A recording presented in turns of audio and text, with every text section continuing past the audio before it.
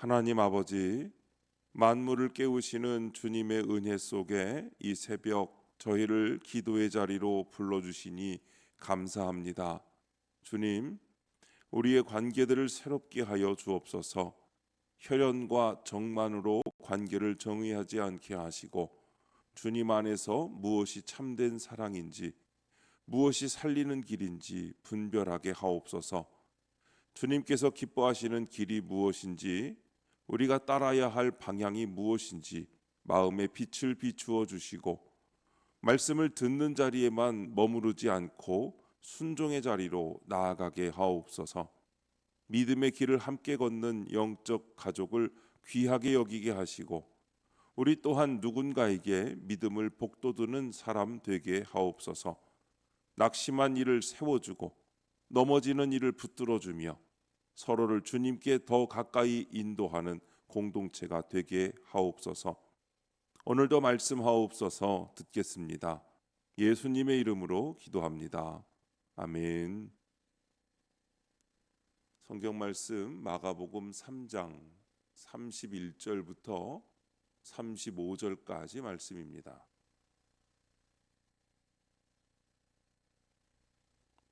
그때에 예수의 어머니와 동생들이 와서 밖에 서서 사람을 보내어 예수를 부르니, 무리가 예수를 둘러 앉았다가 여짜오되, 보소서, 당신의 어머니와 동생들과 누이들이 밖에서 찾나이다. 대답하시되, 누가 내 어머니이며 동생들이냐 하시고 둘러 앉은 자들을 보시며 이르시되, 내 어머니와 내 동생들을 보라. 누구든지 하나님의 뜻대로 행하는 자가 내 형제요 자매요 어머니이니라. 아멘. 뜻대로 행하는 자라는 제목으로 말씀의 은혜를 함께 나누겠습니다. 본문 요약입니다. 예수의 어머니와 동생들이 밖에 서서 예수님을 찾습니다.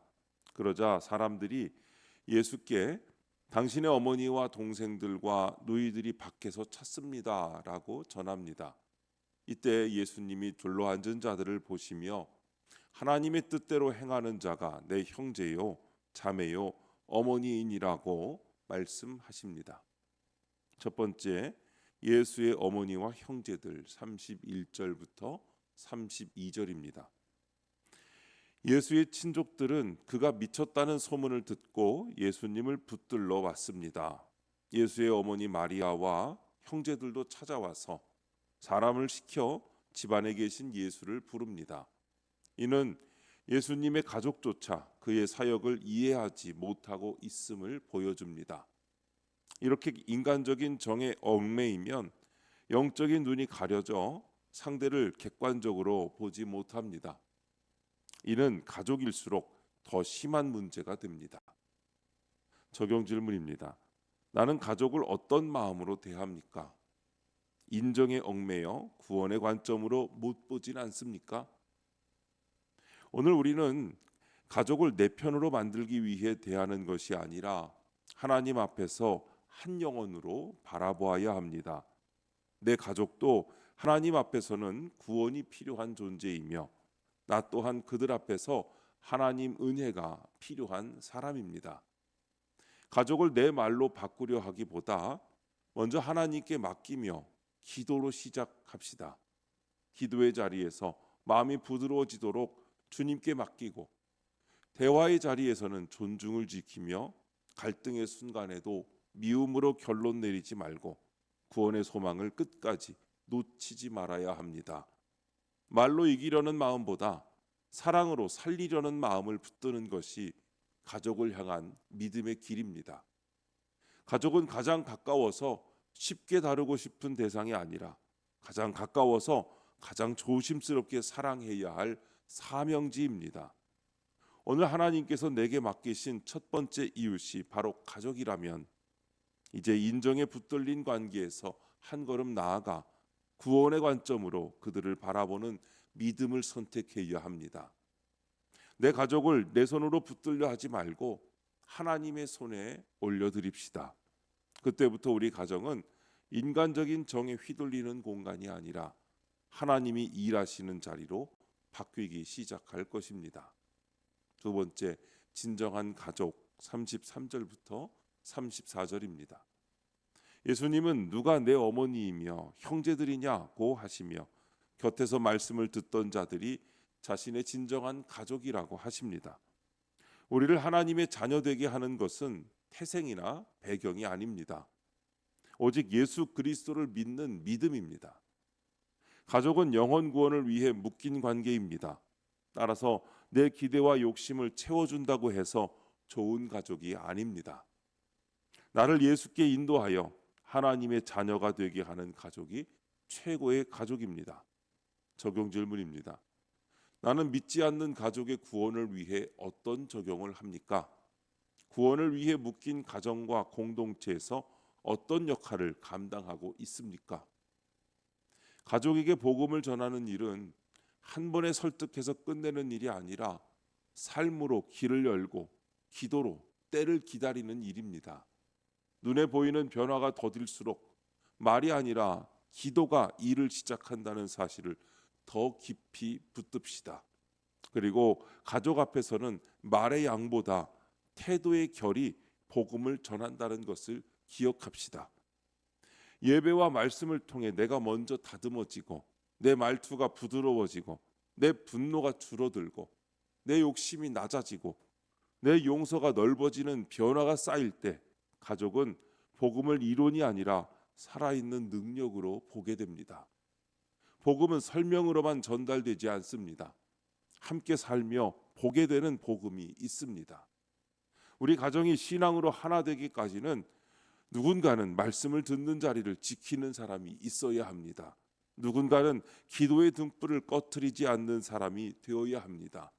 누군가는 갈등을 키우기보다 줄이고 상처를 반복하기보다 멈추는 사람이 되어야 합니다. 세 번째, 하나님의 뜻대로 35절입니다. 예수님은 하나님의 뜻대로 행하는 자가 내 형제요, 자매요, 어머니이니라고 말씀하십니다. 예수 안에서 진정한 가족의 기준은 하나님께 순종하는 것입니다.